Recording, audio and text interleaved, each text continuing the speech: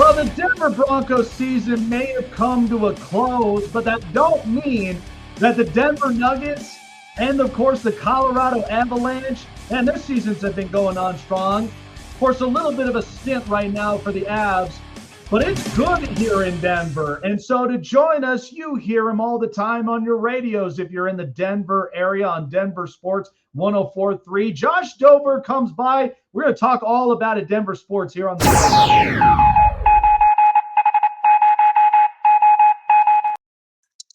Well, I will say for both of us living here in Denver, Josh, not quite the ending we would have wanted for the Denver Broncos, but a way to kind of close this is the team won the AFC West for the first time in a long time.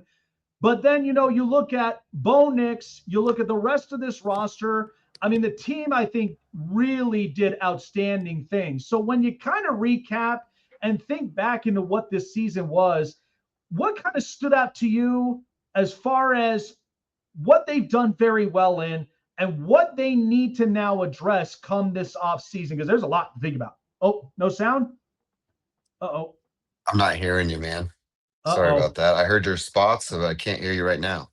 Okay, hang on. Let's see. We got some technical difficulties. Hold on.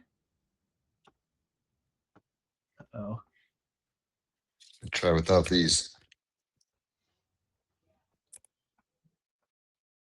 All right, we're getting some technical difficulties fixed up from here.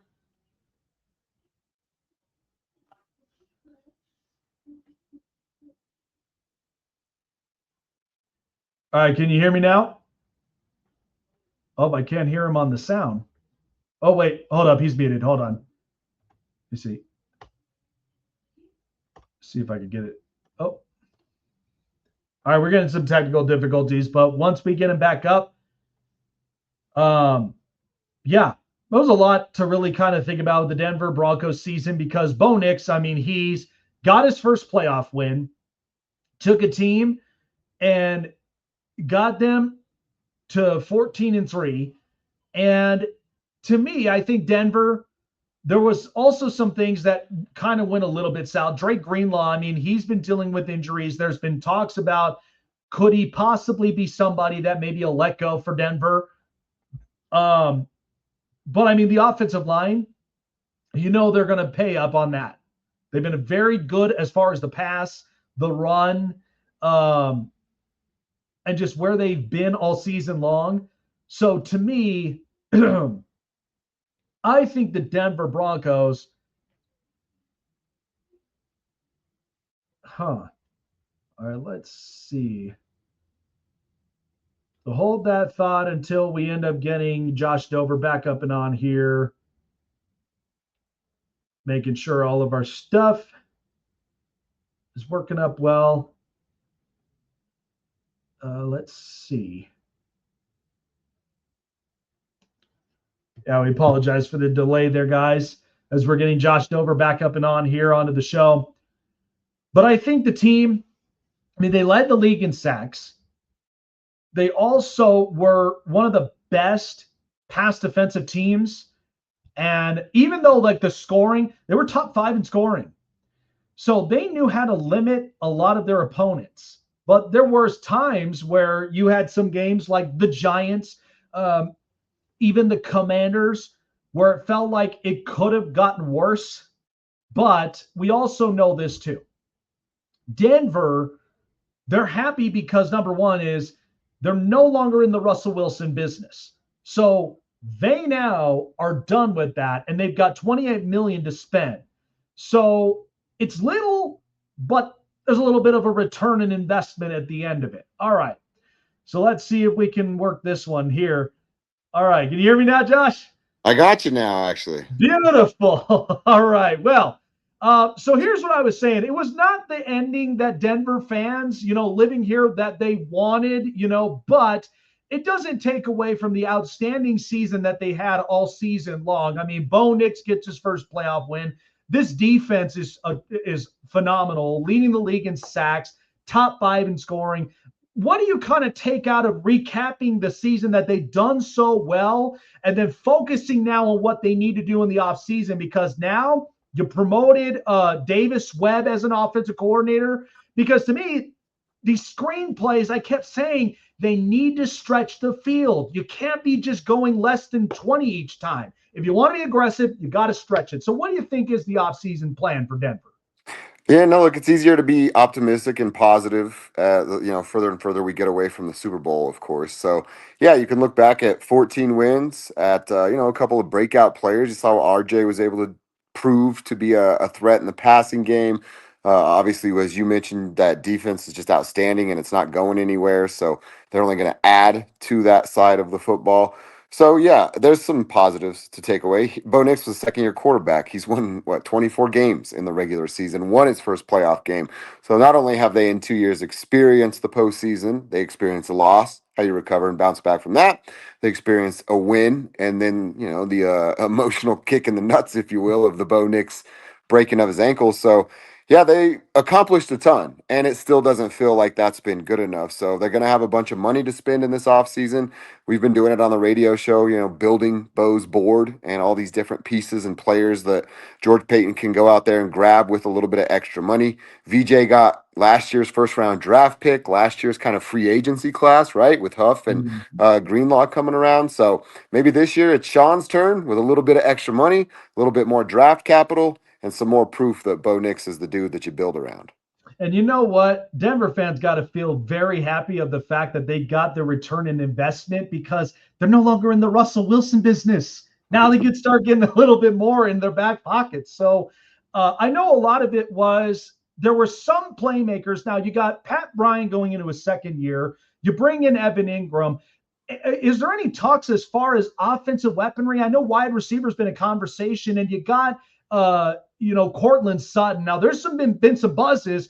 What's kind of the topic on that? Because I know they want to take the extra step of what worked this past season and further build it for next year.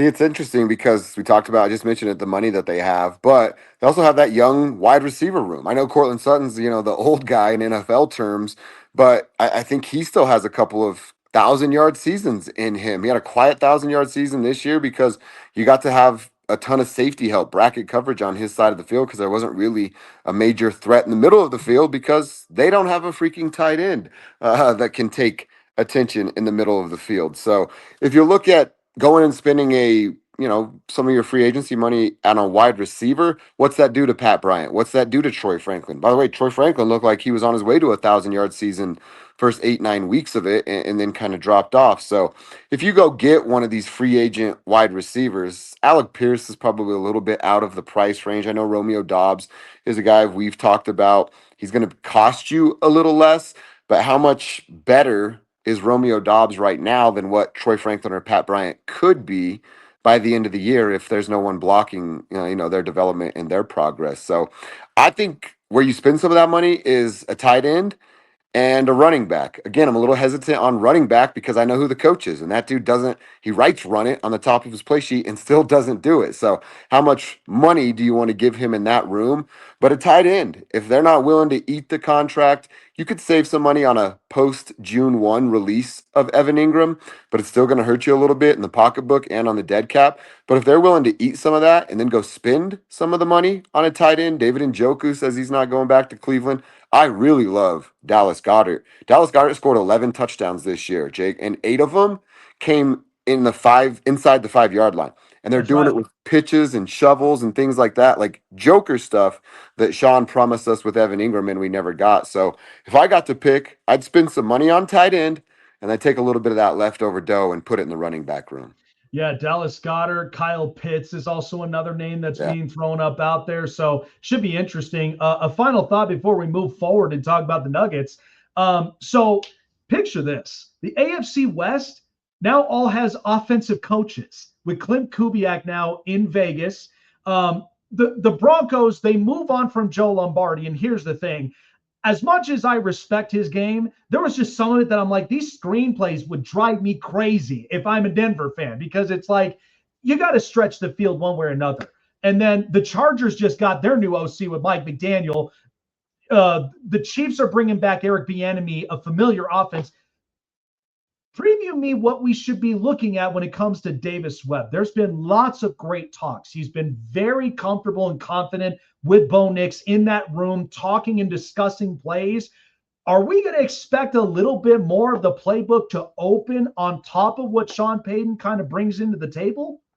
I hope, and I hope that he gets the chance to call those plays. Sean still hasn't decided upon that. I think it's going to be like a little trial period where he'll get to do it in the preseason, and then Sean will take it back over to start the regular season as soon as maybe there's a wall that's been hit or some complaints from the fan base. Then that's when you'll see that change happen. But as far as Davis Webb, I mean, look at the potential. He called a preseason game last year, and in fact, it was the one time that Evan Ingram made an impact in a game, although it was a preseason game. So he's just more of a modern day quarterback. I mean, dude, he was playing quarterback in the league just a few years ago, right? And I know Sean likes to bring up his old quarterback days. That was in the 80s, right? So things have changed a little bit. So it'll be just a new voice, somebody that's familiar with modern day defenses, modern day wide receivers, how to capitalize on the middle of the field and the use of a tight end. So I hope it goes that way. I don't think it's going to be from the jump, like I said earlier, but I think once Davis Webb gets the opportunity, you'll see the offense open up a little bit more. He's just not that Sean's out of touch or washed, but like he's just a little more up to date with what the modern NFL game looks like. Absolutely, yeah. And the game's evolving, the game's constantly changing. And so you want to be ahead of the game and the curve. And especially with how creative these offenses are. I mean, you look at a bunch of teams that have been experimenting on this and it's been successful. Kansas City with their reigns, when they've been doing it for years. I mean, that's the one hope is that they want to get on top of that, especially with the competitors like that have been doing it for a while. So we had the trade deadline. I'm sort of happy to get back into NBA talk. It's been quite a while. So Giannis not moving, staying in Milwaukee. There's been a bunch of teams that's been kind of shaking and rattling up their rosters. But here's the thing. I have always trusted Denver. Once they got out of the Michael Porter business, I was like, they're opening up a little more of what I hoped they would. Get the bench rolling, get some points and score on the perimeter, attack it. So right now, Denver, they're kind of cruising a bit at the spot that they're in, even with OKC and San Antonio.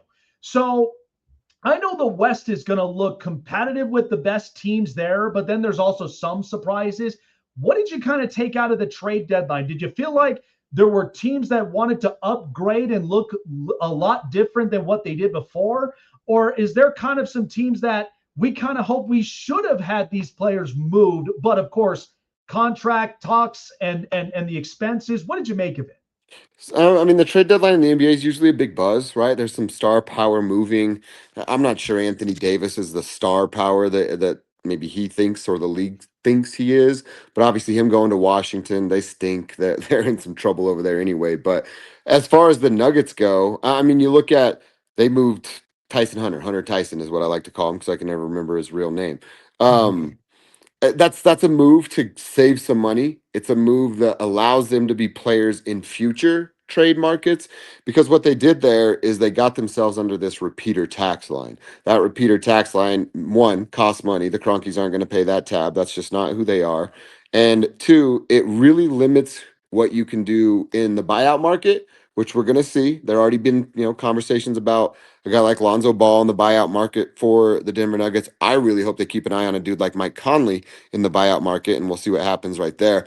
But what else that trade did was it allowed them to move future draft picks on non-draft nights. So they were stuck in this tax world where you could only trade draft picks on draft night. And getting out of this kind of luxury tax, it's a repeater tax is what it's actually called, but a luxury tax bill, you can now move some more of those picks. So it just allows Ben Tinzer and John Wallace, the new front office there, to be more flexible moving forward. And I think that's the biggest key because you mentioned it. When they're stuck with Michael Porter Jr. and Joker and Jamal and these max contracts on a roster that just eat up your cap, you really don't have any room for flexibility, and your owners have to pay a big tax, which KSE is not going to do. So it was a win-win. The front office did a great thing for ownership and a great thing for this roster because there's some flexibility on it now. They have two roster spots. One of them is going to go to Spencer Jones, and they have to do that before February 17th. They will. And then another one, like I said, a buyout market, a free roster spot, and they'll go get a vet that can help them down the stretch. Because to me, there's been a couple teams in the West that I know have been surprises. I mean, the Spurs, we knew getting a jump the minute that Wemby started getting into his own and then started to take the next steps. Then Stephon Castle and a bunch of them, I felt like this was going to be a team really getting aggressive. I mean, they've been very defensive since, the Popovich years, and now they're still continuing that, but they're getting better at scoring. But of course, too, there's even been some teams that have been disappointments. James Harden moving from LA to now going to Cleveland. I just feel like this business now, like with him and Kawhi, this just wasn't going to work. The Clippers now they have to find themselves really coming to realization you can't build around a guy that can't speak. Okay. If he's not there commanding and really taking the lead by storm, this is just not going to work for some teams. Was there ever a team that surprised you the most throughout this season that we could see moving forward if they make the playoffs or going to, that this team might that be somebody to play around with? I mean, you mentioned San Antonio. They weren't crazy active at the deadline. There's a report now, Sashawn, right, just got bought out. He wasn't playing much anyway, so he'll be someone that these championship teams will chase. I think San Antonio is a real threat. I thought it might be another year before they were at this level, but Wemby, and I love that you mentioned Castle because that dude's a stud too. He can do it on both ends of the floor. They're just a really, really good basketball team. Houston hasn't really come on like strong, like maybe a lot of people thought they would, but they're still going to be a problem in the postseason with Kevin Durant's experience and then that young talent around him. OKC's still a monster. They're going to be a problem. And then on the East, you talk about James Harden. It's nice right now. He's in his honeymoon phase. James Harden does this. This is like his calendar of an NBA player. Get a max contract, play that max contract out. Tell the team that gave you the max contract, if you don't give me another one, you have to trade me. They trade him. He goes and plays really good for the first few weeks on that new team, gets a max contract, and then the vicious cycle starts all over again. So that's what's going to happen in Cleveland, and they're Cleveland. So they're never really going to get over that hump anyway. Detroit on the East is a really, really good basketball team. Are they too young right now? Perhaps. Can they keep Darian Stewart from beating everybody up on the bench? That's another question. And then Boston. Jason Tatum's about to start practicing with the Boston G League team. Let's see what that looks like by the end of the season, too. So I say San Antonio, OKC in the West, Boston, Detroit in the East. Love it, man. And you know what? Cade Cunningham and them in Detroit, man, what a turnaround that it's been for them because they've been needing it for quite a while. And now to see them on top of the East is just crazy. I couldn't even sink it in. I'm just like, wow, this competitive. I can't wait for what the playoffs may look like. So men's hockey started today. And now we got our Team USA for tomorrow. Now, here in Denver, the Avs have been looking outstanding, but they have kind of came into a little bit of some ruts. How did you kind of see with this team? Because we know the difficult challenge is you got a lot of players that are leaving for the Olympics and competing, and then eventually coming back to the team. And then now you got to turn it into full gear again as we get ready for the Stanley Cup playoffs. So what is something that the Avs, they're prepared for, or something that they really would have to address as we know the trade deadline's coming up here in the span of the months? Yeah, I think they'll have 6 games when they get back before the trade deadline, and they still are awful on the power play. Ironically enough, Landy scored a power play goal today for his country, Sweden, right? So maybe he can bring some of that back, and when he gets back on the ice for the Avs, that might help some of their power play woes as well. But I know who Chris McFarland is. I think Avs fans know who Chris McFarland is. That dude, if he does not think the roster is right, he's going to do anything he can to make it right in his mind. I don't think there are major upgrades that needed to be made. Honestly, I'm not sure any changes need to be made outside of maybe the power play coach and Dave Haxtell, but that doesn't look like that's going to go down. Maybe Jared can tinker with some of the lines that he has, specifically on that power play, to see if you can get some more out of it. But I'm not sure a lot needs to change. You said it. I mean, we went 3 or 4 months before they lost a regular season game. We went 3 or 4 months before they lost at Ball Arena. So I'm kind of a believer of if it ain't broke, don't fix it. I'm not going to panic over like a week, 2 week stretch of what the Avs have looked like going into the break and change everything after the break. And I'll tell you, this year has been stacked with sporting events because of the fact that we have the Olympics, we got the World Cup that's coming in the next couple months. Then, you have the World Baseball Classic to start the year. And it's funny, I had a couple of former MLB stars who we talked about, does the league really need a salary cap? Because here's what I believe is, one, I look at the owners. If my ownership's not spending the money, I'm not going to get mad at the fact that, well, we can't compete with the Dodgers because they keep getting away with a lot of things. But I say they built a model. They figured out how to manipulate the money in a sense with the deferred comps. I mean, you saw with the Kyle Tucker contract. Here's the thing. They signed him for the amount for 240, meanwhile, here's Toronto that wanted 350 for him, and yet he took the Dodgers anyway. So it's like there's a whole plethora of it. And I look at the Rockies and I'm just like, Chris Bryant, again, on the 60-day IL, I'm just like, when are we going to move off from this contract? And at the same time, does this league really need a salary cap, and why? Because to me, if you put a salary cap, it's going to benefit more of the owners, i.e. Dick Monfort. And you need to spend this money, even in a competitive division as the NL West is, because if you can't spend, there's really nothing to show for other than you love playing in Denver. Coors Field is a gorgeous field to play. We want some competitive, juice in this building. Yeah, I'll go to Chris Bryant first. Dude, he's played, I think the number's 170 games of a possible 648.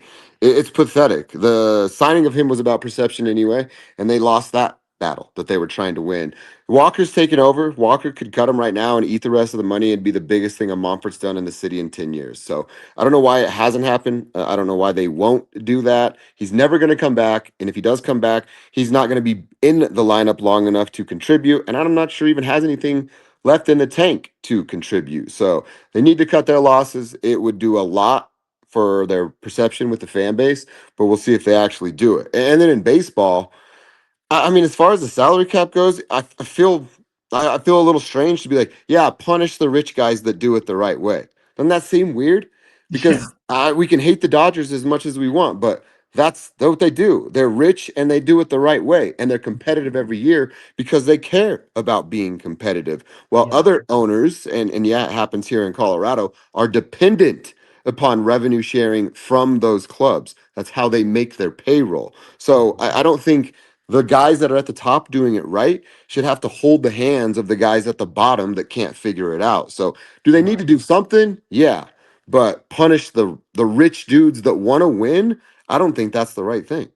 No, 100%. And I feel like, because I've watched this in Pittsburgh, which luckily they made a signing of Marcell Ozuna, and now they're amping up the roster because they know this time is coming. And if you ain't getting and they're about to lose Paul if they don't do something. Exactly. So in order to make it up, you got to find a way to buy these fans into the idea of, listen, we want to be competitive because we know we lose this star, we got nothing else to look forward to than our farm system. So I think they're finally getting that. But that's the one thing I look at, the Rockies, the Nationals, and everybody, that you got to find a way to buy these fans into that idea. But I just kept saying, it's like, if you put a salary cap on this is when the lockout starts. I feel like you need to have a maximum amount or a minimum amount of the spending cost, because if you're not spending in that threshold, something has to give with that ownership. And then maybe you might have to look at different ownerships from here. So who knows? I just feel like, I wouldn't want to punish the Dodgers, because the Dodgers, I mean, what's funny is in the last 25 years, there's only been 7 teams that have been number 1 in all of Major League Baseball who won a World Series. So that's why I'm like, anything could really happen. So, it should be interesting. But, I mean, we got pitchers, catchers report, the World Baseball Classic. Let's just see. I'm going to be going to a couple games because I love being there, in Coors Field. But I would much rather be up in Ball Arena. I still got to catch a Nuggets game, in my opinion, because I've never catched an NBA game. So I'll be pretty active come the next couple of months. But, Josh, appreciate you for coming on by. And once again, folks, if you're in the Denver area and you love the sports, you love the entertainment, give 104.3 Denver Sports a shout out from here and listen in. Josh is always talking and expressing what's on his mind here for all of Denver Sports. Appreciate you for coming on by, man. Take care of yourselves. And let's see what the Nuggets got up and in stored. And hopefully if the Avs, Chris McFarland, like you said, he's a wizard at this. Let's see what moves that he makes for the Avs to be competitive come the Stanley Cup playoffs. Yeah, man. Appreciate you having me on. Always enjoy the conversation. Have a great night. Absolutely, man. All right. Yeah. I mean, something's got to give. like I've always said, is